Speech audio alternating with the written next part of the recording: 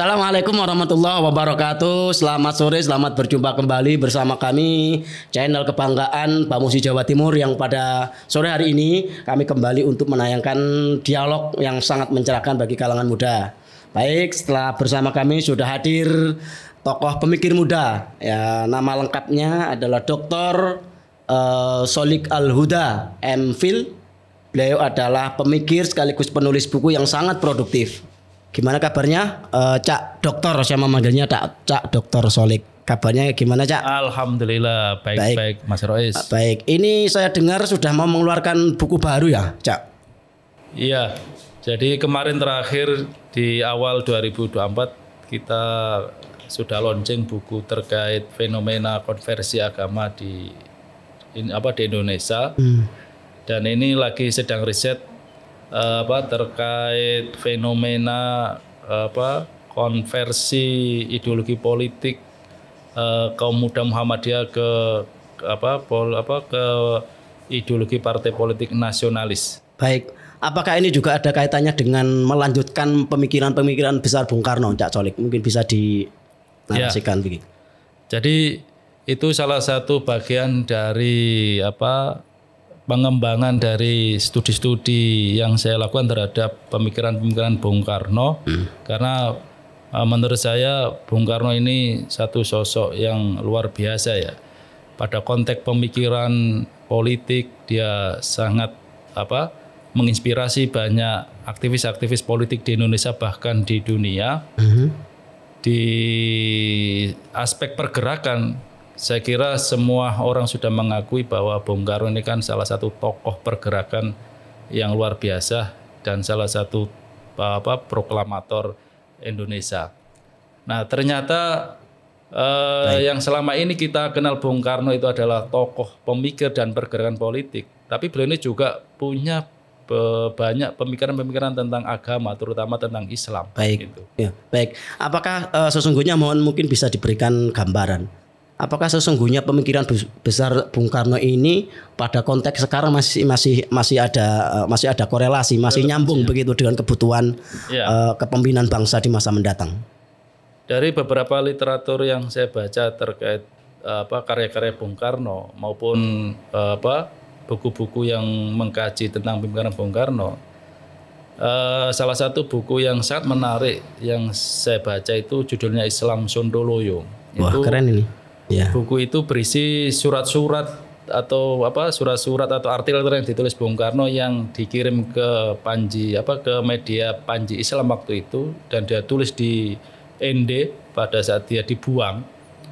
Pengasingan itu, Cak. Pengasingan itu. Baik. Di ND itu dia menulis tentang Islam Sondoloyo. Baik. Artinya Islam Sondoloyo itu dia mencoba mengkritik pemikiran maupun praktek-praktek beragama masyarakat Muslim yang sangat fikistik bahasanya. Jadi terlalu kaku melihat Islam, sehingga roh Islam atau api semangat Islam itu semakin padam.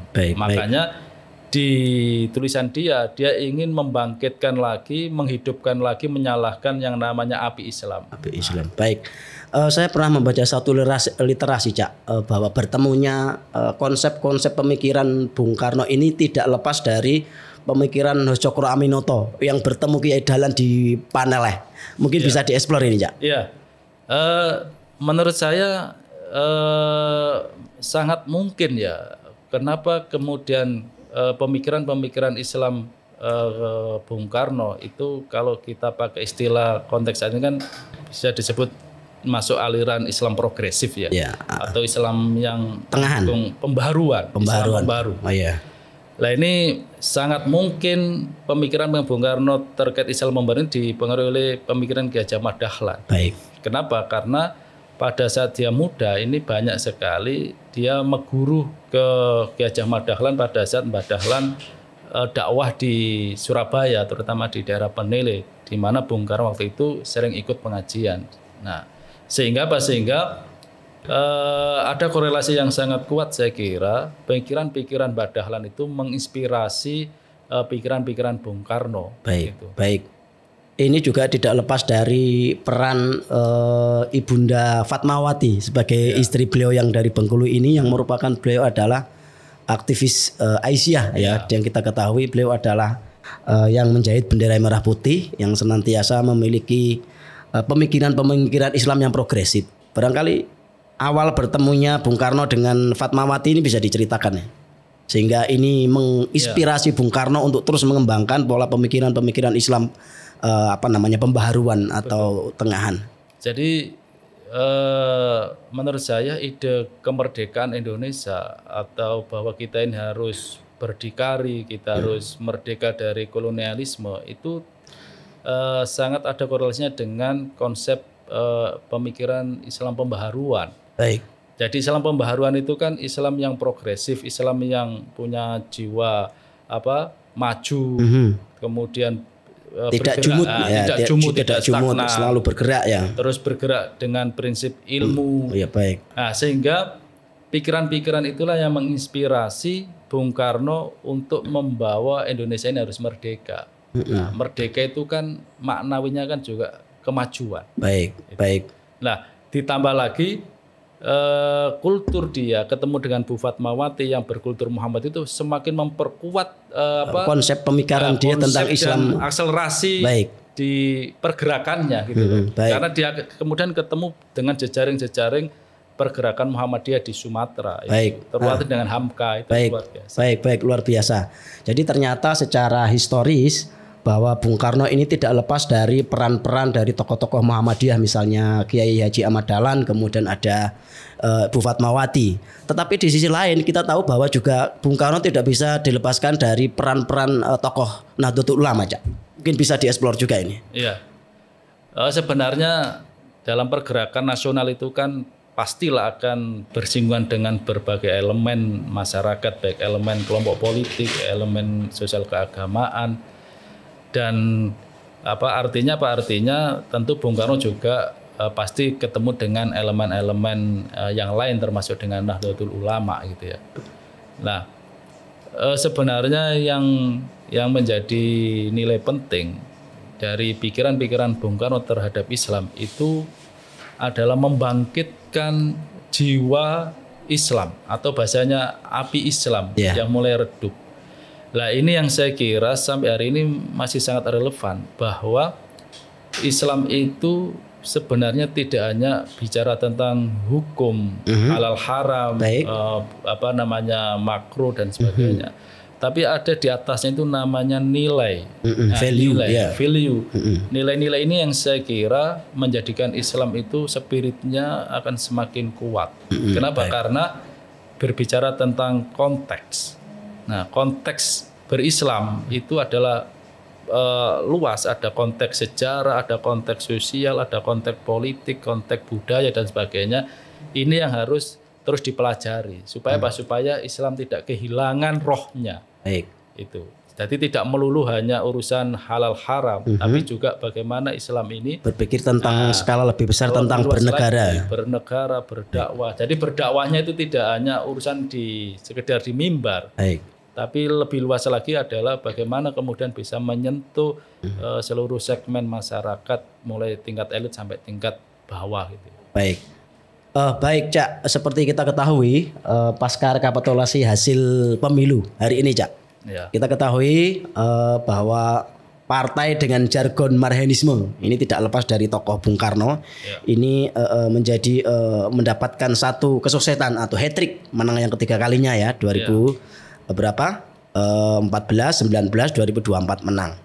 Apakah dirasa konteks partai melalui partai PDI Perjuangan ini sudah sesuai dengan pemikiran Bung Karno atau sudah mulai bergeser? Karena kita ketahui PDI tidak lepas dari Bu Mega dan mungkin keturunan besar Soekarno. Apakah ada nilai yang bergeser dari pemikiran Bung Karno?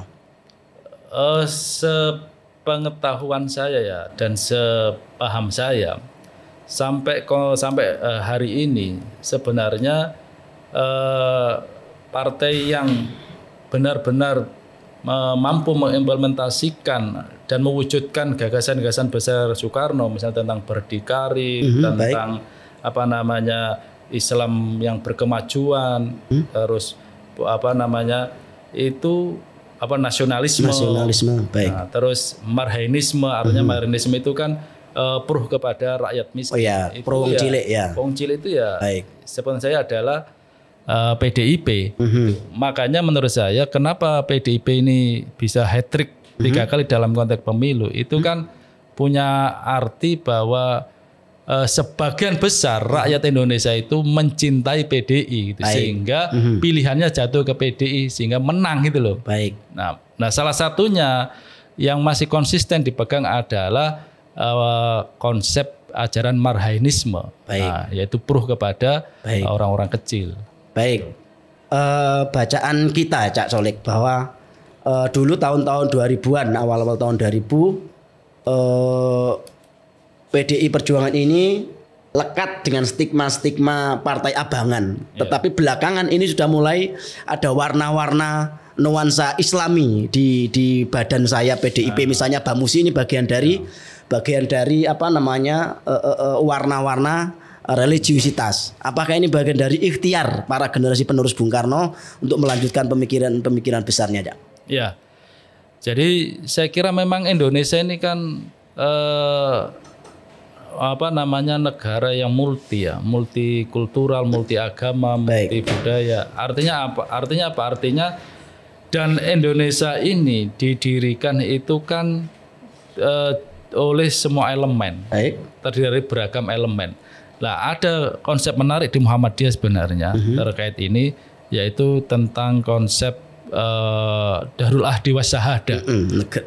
Jadi Muhammadiyah itu punya pemikiran dalam politik itu bahwa dalam konteks berbangsa kita ini adalah Darul Ahdi Wassahadah. Nah, Darul Ahdi Wassahadah itu apa? Yaitu Indonesia ini negara kesepakatan yang dibangun oleh beragam elemen, mulai elemen nasionalis, agamis, termasuk tokoh-tokohnya dan sebagainya. Sehingga langkah-langkah politik yang diambil PDI dengan merangkul semua golongan itulah politik Indonesia gitu.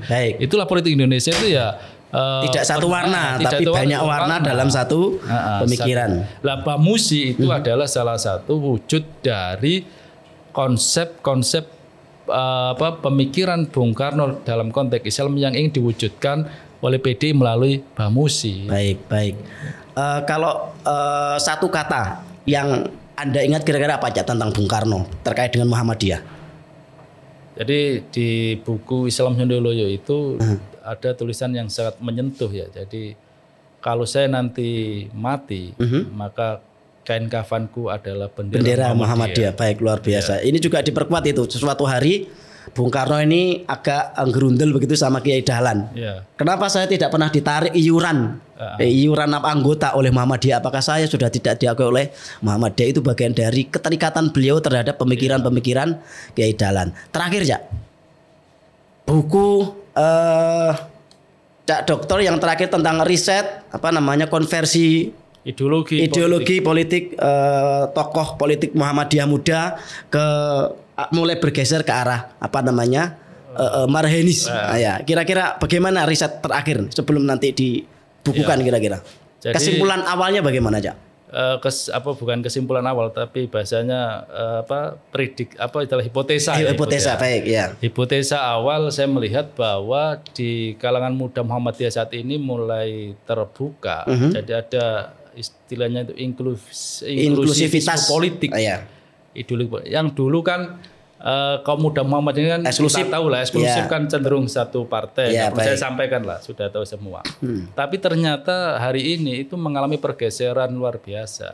Nah, itu salah satu, kalau saya boleh sebut, salah satu tokoh yang punya pengaruh besar terkait perubahan itu adalah Buya Syafi'i Ma'arif. Buya Syafi'i Ma'arif ini teman dekatnya Bu Mega. Bisa dikatakan guru spiritualnya Bu Megawati karena dia sangat dekat dengan Pak Taufik Kemas ya. Sehingga pada era Buya Syafi'i Ma'arif relasi hubungan Muhammadiyah dengan PDI terutama dengan Pak Taufik dengan Bu Mega itu sangat dekat gitu loh. Sangat dekat.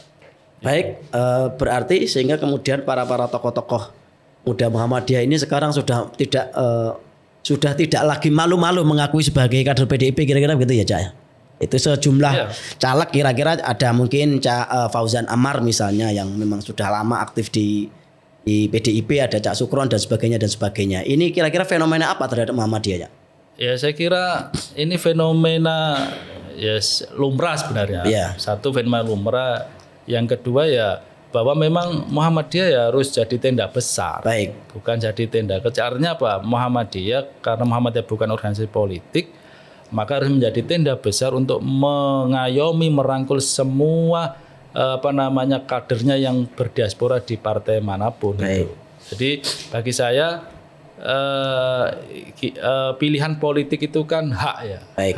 hak politik yang saya kira semua dijamin oleh undang-undang dan ada kecenderungan banyak, kecenderungan dan itu tidak bisa dipaksa gitu. Baik. Tapi bagi saya fenomena ini itu menandakan bahwa di kalangan kaum muda Muhammadiyah juga sudah mulai terbuka melihat realitas politik. Jadi melihat politik tidak hanya sekedar secara ideologis, tapi juga dilihat secara realistik bagaimana peta kekuatan politik di Indonesia ini kan sebenarnya kan partai-partai yang lebih terbuka terus bisa merangkul semua golongan itulah yang menjadi partai yang sangat kuat. Nah, Partai pemenang salah satunya terbukti PDIP ini Baik. yang merangkul semua. Baik, ini paling terakhir pesan terhadap aktivis-aktivis muda yang hari ini mungkin sedang berjibaku atau terlibat dalam proses-proses organisasi melalui Bamusi Jawa Timur. Kira-kira apa yang pesan kita terhadap teman-teman muda ini? Saya kira Bamusi atau Baitul Muslim Indonesia yang salah satu saya badan PD ini punya posisi strategis ya. Punya posisi strategis, taktis untuk mengembangkan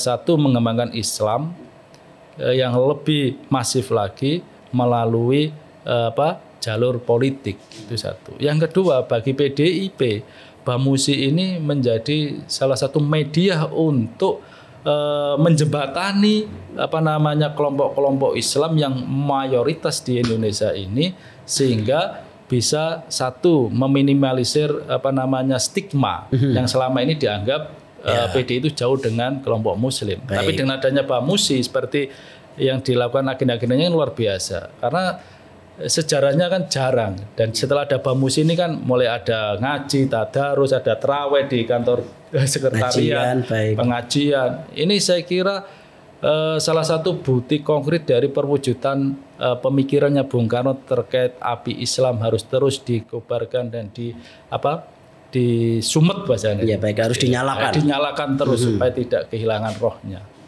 Baik, terima kasih Cak Dr. Solik. Tidak terasa diskusi kita seru sekali, asik sekali, tetapi waktu juga yang membatasi kita. Baik, terima kasih. Semoga kita bisa senantiasa diberikan kesehatan untuk terus melanjutkan pemikiran-pemikiran Bung Karno. Ya. Baik, saudara, demikian dialog kami bersama Cak Dr. Solik Al-Huda, Wakil Direktur Pasca Sarjana Universitas Muhammadiyah Surabaya, sosok penulis produktif dan pemikir Islam yang sangat progresif. Saya Muhammad Raisuddin. Terima kasih atas segala perhatian. Mohon maaf atas segala kekurangan. Wassalamualaikum warahmatullahi wabarakatuh. Waalaikumsalam warahmatullahi wabarakatuh.